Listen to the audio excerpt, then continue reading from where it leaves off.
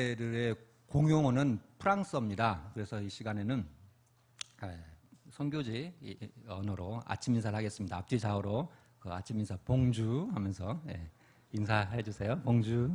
앞뒤 좌우로. 한 분이 딱 안 해요. 봉주. 감사합니다. 저희 가족의 첫 선교지였던 아프리카 가나에 들어가기 전에 선교부의 지침으로 2002년 우리나라에서 한참 월드컵 열기 때 저희들은 영국 버밍엄에서 1년 동안 영어 훈련을 받았습니다.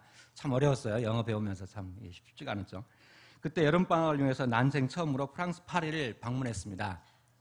유나가 아직 태어나기 전이라서 16개월 된 지호를 데리고 맨 먼저 루브르 박물관에 갔습니다. 루브르 박물관 맨 아래층에 보면 유명한 그 조각상들로 가득 차 있는 그 방이 있습니다. 엄마 아빠가 정신줄을 놓고 이 조각상들을 감상하고 있는데 조각상 하나가 막 흔들거리는 거예요. 지진도 아닌데 이게 무슨 일인가 하고 막 너무 의아했어요. 근데 어디서 많이 본 아이가 그 유명한 그 비너스 조각상을 들고 막 씨름을 하고 있습니다. 지호였어요. 엄청 놀랬고 얼른 잭싸게 붙잡아서 이제 아내와랑 도망갔습니다. 놀란 가슴을 쓸어내리며 루브르 박물관에서 가장 유명한 그림을 보러 갔습니다.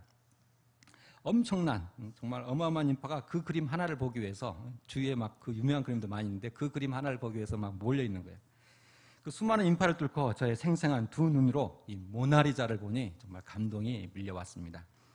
오늘 본문에 모나리자가 줄 수 없는 우리 영혼을 생생하게 밝혀줄 두 개의 그림이 소개됩니다. 첫 번째 그림은 시온의 대로이고 두 번째 그림은 눈물 골짜기입니다. 시편 기자는 생생한 그림 언어로 하나님의 말씀을 전하고 있습니다. 첫 번째 그림 시온의 대로입니다. 본문 5절입니다. 같이 읽을까요? 주께 힘을 얻고 그 마음에 시온의 대로가 있는 자는 복이 있나이다.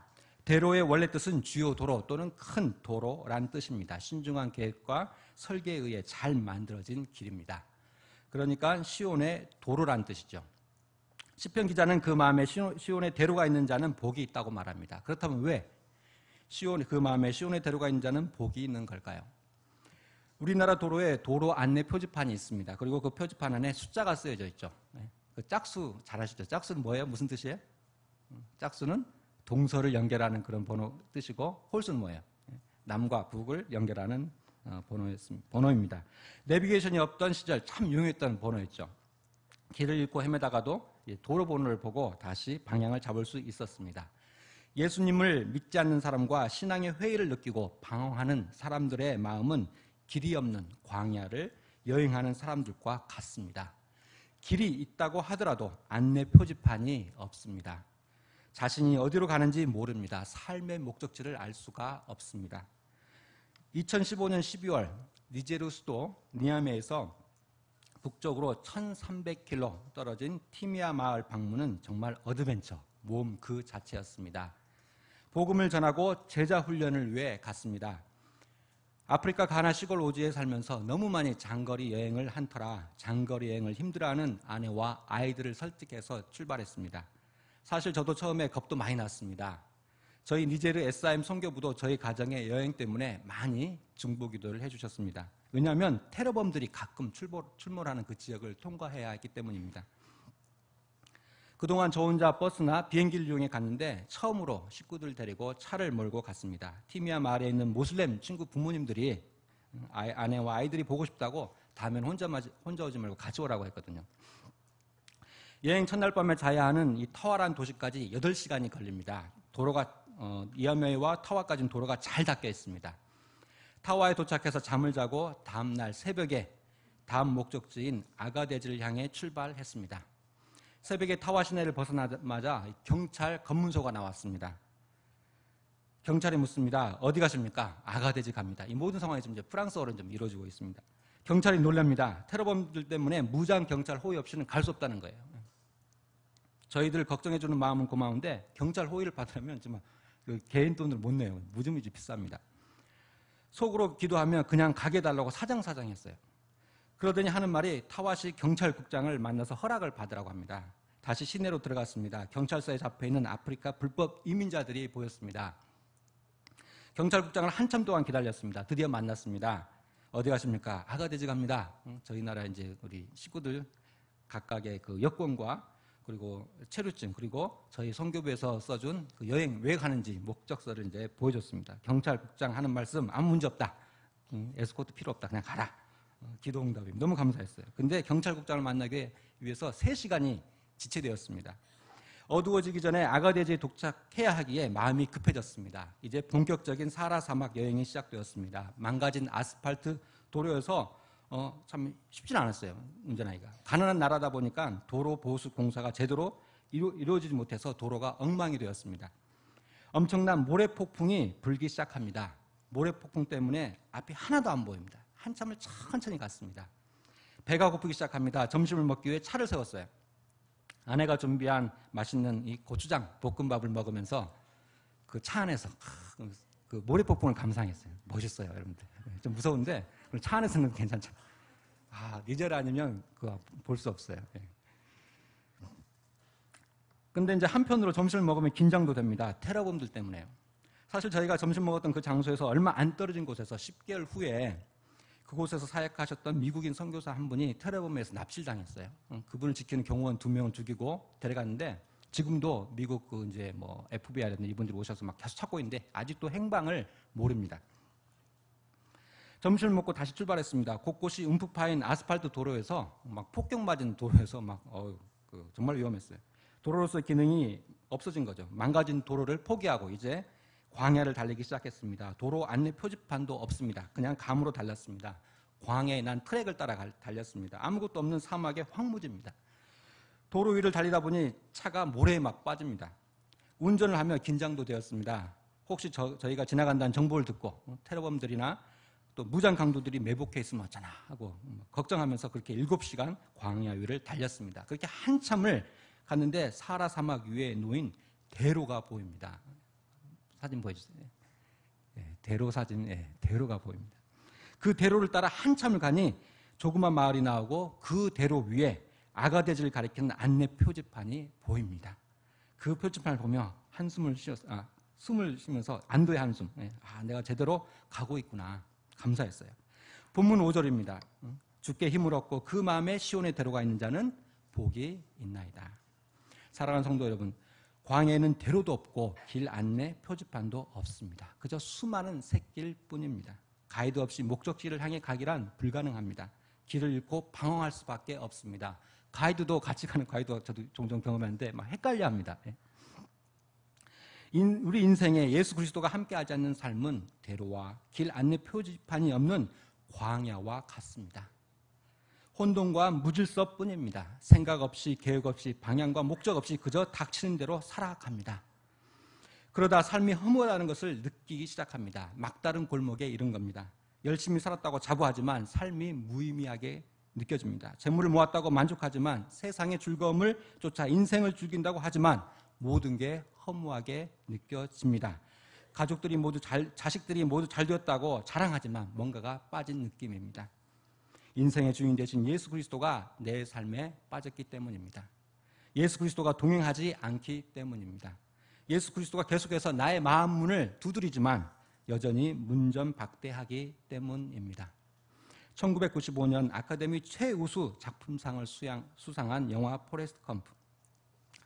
이 영화에 댄 테일러 중위 이야기가 나옵니다.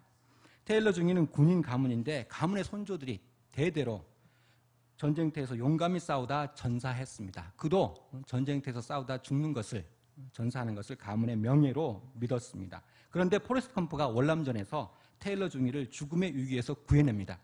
하지만 부상으로 인해 2 다리를 잃고 맙니다. 자신은 전쟁터에서 죽었어야 했는데 이렇게 불구자가 되었다며 생명의 은인인 컴프를 원망합니다. 월남에서 돌아와 다리가 없는 상위 구인으로서 직장도 구하지 못한 채 알코올 중독자로 자포자기한 삶을 이어갑니다. 하지만 컴프는 월남전에 이어 또 한 번 테일러 중위를 구해줍니다. 컴프와 테일러 중위는 바다로 새우를 잡으러 나갑니다. 바다에서 컴프와 테일러 중위는 거센 허리케인과 싸웁니다. 거친 파도와 비바람과 싸우면서 테일러 중위는 하나님을 향해 욕을 퍼붓습니다. 하나님을 저주합니다. 허리케인에서 살아남은 다음날 아침 테일러 중위는 사람이 완전히 변해 있었습니다. 컴프에게 한 번도 자신을 구해준 것에 대해 감사의 말을 한 적이 없다고 하면서 고맙다는 말과 함께 바다로 풍덩 빠져서 평화롭게 헤엄을 칩니다. 영화는 테일러 주니가 하나님을 만난 것을 간접적으로 묘사합니다. 그의 삶의 가치관이 변했습니다. 시온의 대로를 발견한 것입니다. 사랑하는 성도 여러분, 본문 5절 주께 힘을 얻고 그 마음에 시온의 대로가 있는 자는 복이 있나이다 말씀처럼 예수 그리스도를 내 인생의 주인으로 모시고 예수 그리스도께서 만들어 놓으신 시온의 대로를 달려가시는 여러분이 되기를 원합니다. 시온의 대로를 달려가며 하나님의 영광을 위해 살아가는 여러분이 되기를 원합니다. 본문 말씀처럼 복이 있는 사람은 예수 그리스도와 동행하며 시온의 대로를 걸어가는 사람입니다. 성경은 돈이나 고급 아파트나 고급 승용차 등 금수저를 가진 분들을 복이 있는 사람이라고 말하지 않습니다. 비록 가난하지만, 비록 가진 것이 없지만 예수 그리스도와 동행하며 경건하게 믿음으로 살아가는 참된 신자들을 복 있는 사람이라고 말합니다. 우리가 예수 그리스도와 동행할 때 혼돈과 무질서, 인생의 황무지 안에 예수님께서 성령의 불도저를 가지고 오십니다. 성령의 불도저로 시온의 대로를 만드십니다. 성령의 역사로 시온의 대로에 인생의 방향 표지판을 세우십니다. 성령 하나님께서 하나님의 말씀을 통해 우리를 회개와 거듭남으로 인도하십니다. 작년 9월에 캐나다 몬트리올에 있는 12개 한인교회들이 준비한 브로큰 아프리카 선교대회에 초청을 받아 동료 선교사님과 같이 참석했습니다. 그때 새벽 집회 강사 목사님의 말씀을 집회 동안 듣게 되었습니다. 말씀 가운데 성령 하나님께서 저의 마음을 만지셨습니다. 저를 회개와 믿음으로 인도하셨습니다. 회개하면서 특히 아내에게 못되게 군 것, 마음 아프게 한 것들이 막 생각나게 하셨어요. 참 남자들이 좀 저만 그런지 하여튼간 자존심이 있어가지고 아내 말을 잘 안 들어요. 잘 들어. 저희 어머니가 항상 아내 말 잘 들어라 하는데 안 들어요. 그러면서 좀 막 싸우다가 아내를 많이 아프게 하죠.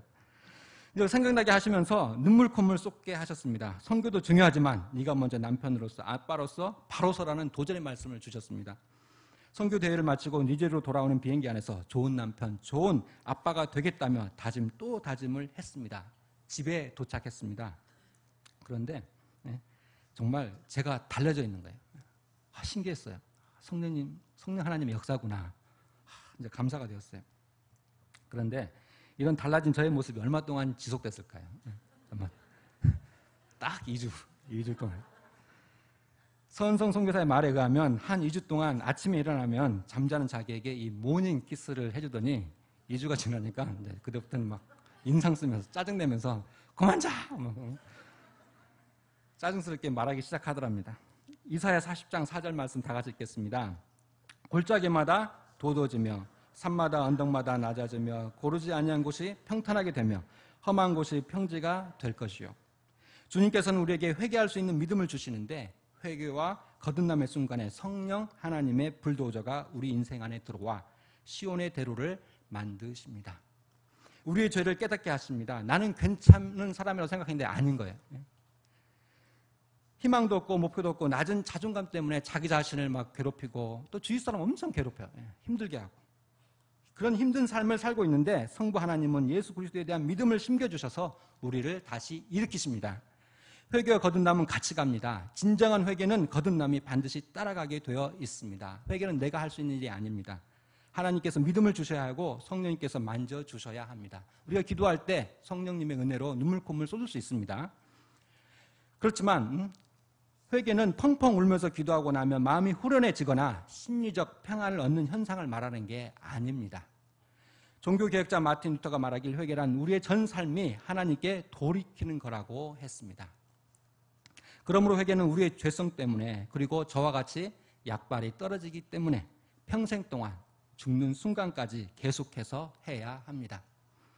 내 자신의 죄성과 끊임없이 싸워야 하고 우리의 삶이 하나님께로 돌이키도록 회개와 거듭남의 과정을 거쳐가야 합니다. 미개간지 불모지 같은 내 마음의 땅에 예수 그리스도께서 성령의 불도저를 가지고 오셔서 혼돈의 상태에서 내 인생 안에 질서와 정돈과 구원의 길을 만들어 가시는 줄 믿습니다. 사랑하는 성도 여러분, 예수 그리스도를 내 인생의 구주로 모시면 주님께서 내 인생의 목적과 방향을 잡아주신 줄 믿습니다. 그리고 주님께서 만들어 놓으신 시온의 대로를 믿음과 인내로 달려가시는 저와 여러분이 되기를 원합니다. 마지막으로 두 번째 그림인 눈물 골짜기입니다. 6절 말씀을 다 같이 읽을까요? 6절 말씀 시작.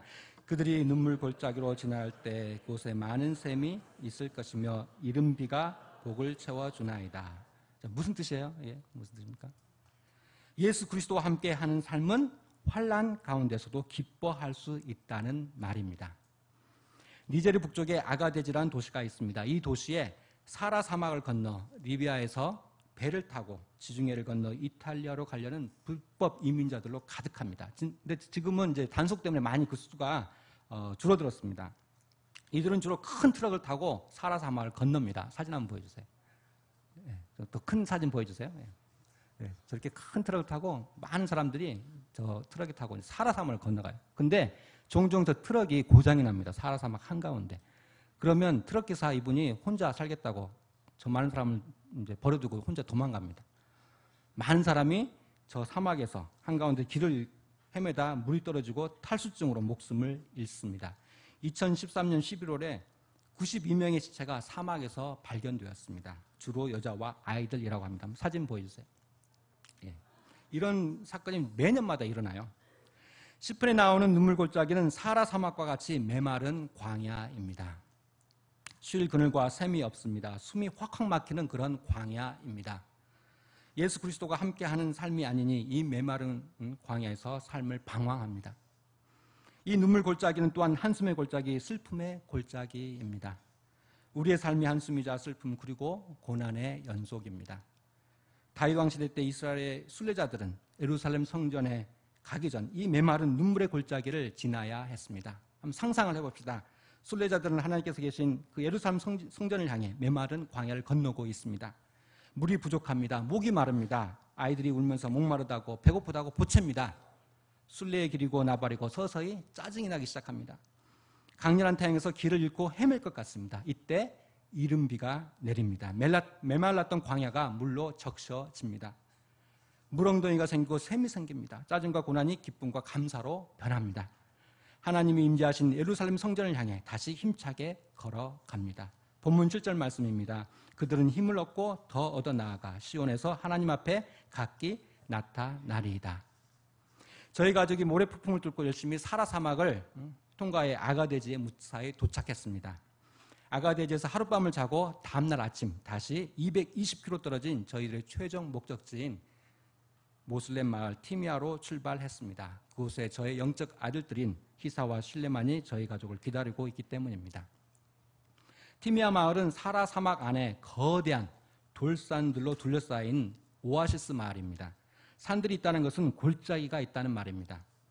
제가 지금까지 여러 번 이 티미아 마을에 갔었는데요. 생생하게 골짜기 체험을 했습니다. 건조기 때는 이 골짜기들이 완전히 마른 광야입니다. 목이 타들어가는 광야의 길입니다. 그러나 우기 때는 물이 넘쳐납니다. 바위로만 이루어진 돌산이다 보니 비가 오면 정말 위험합니다. 순식간에 급류가 형성되어 자칫하다가 목숨을 잃기 쉽습니다. 그러나 급류가 지나고 나면 본문 6절 말씀처럼 곳곳에 샘이 형성되어 있습니다. 사랑하는 성도 여러분, 골짜기는 닫혀있고 막혀있는 장소입니다. 시험과 고난이 있는 곳입니다. 우리를 불행하게 하고 낙담시키며 희망을 빼앗아가는 곳입니다. 그러나 말씀처럼 하나님의 백성이 눈물 골짜기를 지날 때에 그곳에 많은 샘이 있을 것이라고 했습니다. 성경이 고난을 당하는 성도들을 어떻게 격려하는지 한번 살펴보겠습니다. 우리 다 같이 읽어볼까요? 시편 119편 71절 말씀 시작. 고난 당하는 것이 내게 유익이라. 로마서 8장 18절.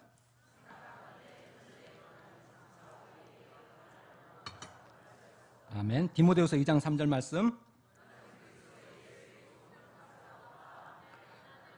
베드로전서 2장 19절 말씀.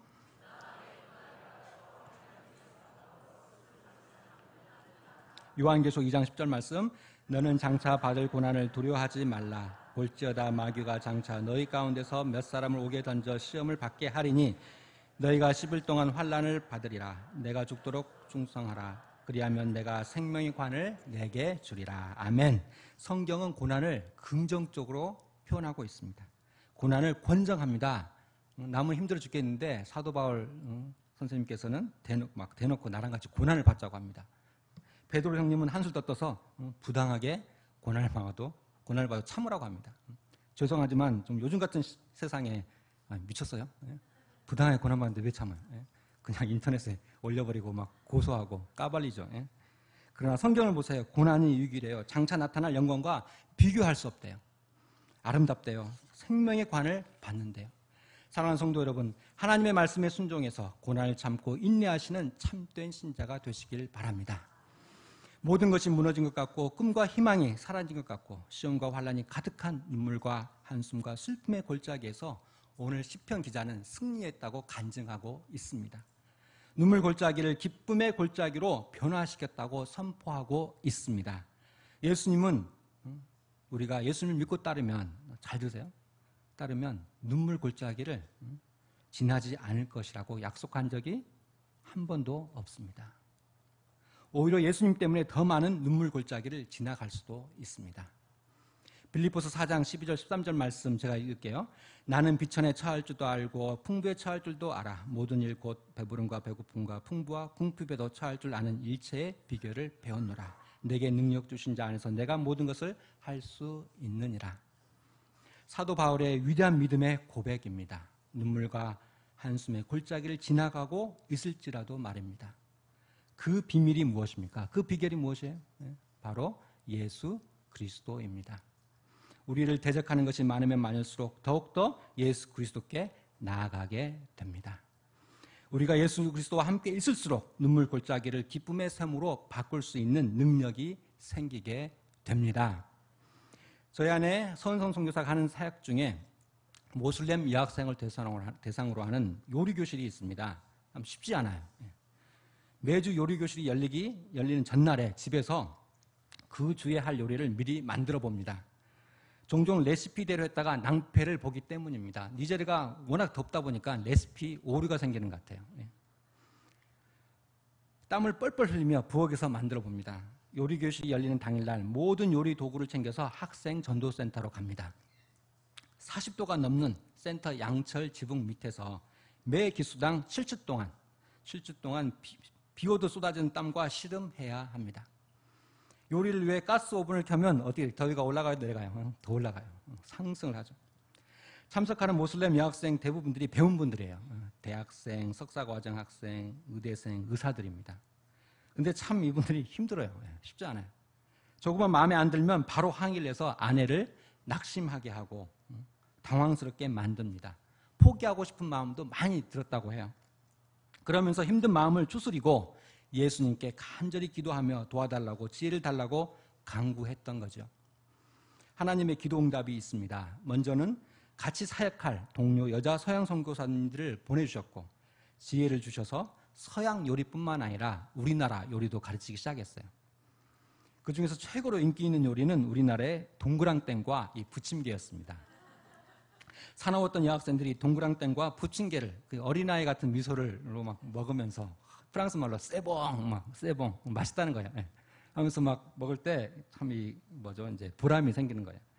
한 번은 요리 교실을 새롭게 시작한 다음 기술을 이제 시작하는데 이 권총을 찬 이거 뭐 니제르 막 권총 차요 그 경찰들이 권총을 찬 여자 폴리스 경찰이 들어오는 거예요.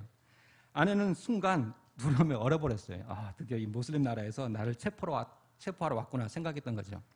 근데 알고 보니 입소문이 퍼져서 아내의 요리 교실에 수강하러 온 수강생이었어요. 나중에는 자기 상관 여자 경찰까지 꼬셔가지고 이제 또 수강시켰어요. 아내에게 가장 큰 기쁨과 감사의 시간은 이 7주 코스 중에 마지막 수업 시간에 전하는 이 복음입니다. 프랑스어로 아내가 열심히 준비해서 모슬렘 여학생들이 한 번도 듣지 못했던 예수 그리스도의 복음을 들려주는 시간이죠.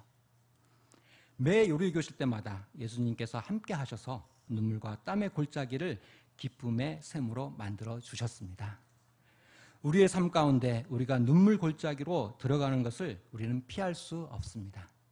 하나님의 알 수 없는 섭리로 인해 우리를 눈물 골짜기로 인도하십니다. 그것을 믿음으로 받아들이셔야 합니다. 건강과 능력이 사라질 수도 있고 친구들이 떠날 수도 있습니다. 사랑하는 사람이 이 세상을 떠날 수도 있고 사업이 잘 안 될 수도 있습니다. 그러나 눈물 골짜기에 누가 계십니까? 바로 예수 그리스도가 계십니다. 이 사실이 우리의 유일한 위로가 되는 줄 믿습니다. 시편 23편 4절 말씀을 같이 한번 읽겠습니다. 시작. 내가 사망의 음침한 골짜기로 다닐지라도 해를 두려워하지 않을 것은 주께서 나와 함께 하심이라. 주의 지팡이와 막대기가 나를 안위하시나이다. 아멘. 사망의 음침한 골짜기에 우리와 함께 하시는 그 예수님이 우리 인생 여정의 안내자가 되어주셔서 힘을 주십니다. 때로는 우리를 업고 깊은 수렁과 같은 곳을 통과하십니다. 예수님이 계시기에 우리는 두렵지 않습니다. 히브리서 12장 1절에 보면 우리에게 구름과 같이 둘러싼 허다한 증인들이 있으니 라는 말씀이 있습니다. 여기서 허다한 증인들은 누구를 가리켜요? 허다한 증인들, 바로 우리의 믿음의 선배들입니다. 예수님을 잘 믿으시다가 돌아가신 우리의 할머니, 할아버지, 엄마, 아빠, 또 우리의 친구들입니다. 이분들은 예수 그리스도와 함께 이미 눈물과 한숨과 슬픔의 이 골짜기를 건너셨던 분들입니다. 히브리서 11장에 보면 또 믿음의 선배들의 얘기가 나왔잖아요. 11장에 예수님 때문에 심한 고문을 받되 구차히 풀려나기를 원하지 아니하며 조롱과 채찍질과 결박과 옥에 갇히고 돌로 치는 것과 톱으로 켜는 것과 궁핍과 환난과 학대를 이겨내신 분들입니다. 이분들의 믿음이 우리에게 좋은 본보기가 됩니다. 여러분 혼자가 아닙니다. 우리의 영원한 안식처가 되시고 삶의 근원자 되신 예수 그리스도가 이 눈물 골짜기에서 여러분과 함께 하시기 때문입니다. 이 예수님을 꼭 붙드시기 바랍니다. 지하철 안에 손잡이가 있잖아요. 전에는 이 손잡이를 보니까 거의 1조로 높이가 같았는데 이번 와서 보니까 손잡이 높이가 다 틀려요. 그러면서 제가 감동을 받았잖아요. 이 키가 큰 분과 작은 분에 대한 배려가 있구나. 그러면서 그걸 보면서 예수님도 믿음이 작은 분에게는 이 손잡이를 길게 만들어 잡게 하시고 또 믿음이 큰 분에게는 짧은 손잡이를 주시지 않나 상상해 봅니다. 그러나 중요한 사실은 우리가 지하철에서 넘어지지 않게 뭘 해요? 손잡이를 잡아야 하잖아요. 그러니까 우리가 손을 뻗어서 예수님의 손잡이를 잡는 것입니다. 너무 중요합니다. 꼭 잡으셔야 합니다. 그런데 사실 우리가 손을 뻗어 예수님을 잡는 이 믿음도 사실 내가 가진 게 아니에요. 예수님께, 하나님께서 주셔야 가능합니다. 그러므로 우리는 믿음을 달라고 늘 기도해야 합니다. 사랑하는 성도 여러분, 여러분의 삶에 하나님께서 만드신 시온의 대로가 있습니까? 아니면 아직까지 혼돈과 방황의 광야에서 헤매고 계십니까? 예수 그리스도를 당신의 구주로 믿으시기 바랍니다.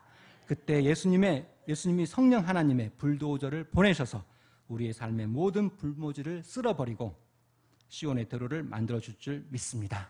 우리가 예수 그리스도를 믿고 의지할 때 우리가 어떠한 눈물 골짜기를 지나쳐 간다 하더라도 그곳에 기쁨의 샘이 만들어지게 될 줄 믿습니다. 그래서 본문 7절 말씀처럼 예수 그리스도를 통해 힘을 얻고 더 얻어 나아가 시온에서 하나님 앞에 서시는 저와 여러분이 되기를 원합니다. 우리 찬송 370장 같이 부르시겠습니다.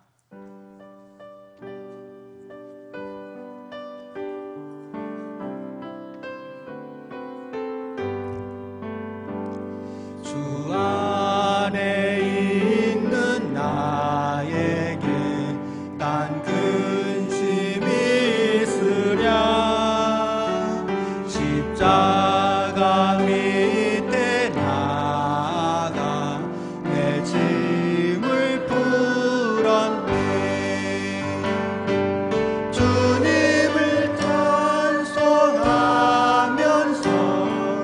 할렐루야 할렐루야 내 앞길 멀고 험해도 나 주님만 따라가리. 그 두려움이 변하여 내 기도 되었고 전날의 한숨 변하여 내 노래 되었네. 주님을 찬송하면서 할렐루야 할렐루야 내 앞길 멀고 험해도 나 주님만 따라가리. 내 주는 자비하셔서 늘 함께 계시고 내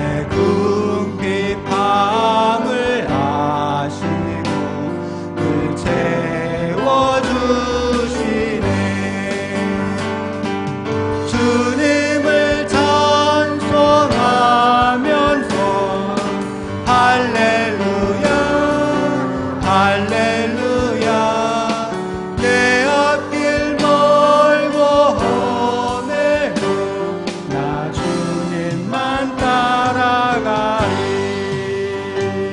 아멘. 이 시간 다 같이 기도하시겠는데요, 예수 그리스도와 함께 시온의 대로를 걸어갈 수 있는 믿음을 달라고, 예수 그리스도를 의지하며 눈물 골짜기를 지나쳐 갈 수 있는 믿음을 달라고, 예수님을 의지하며 슬픔과 고난의 골짜기를 기쁨의 샘으로 만들 수 있게 믿음을 달라고 우리 주여 한번 외치고 다 같이 기도하시겠습니다.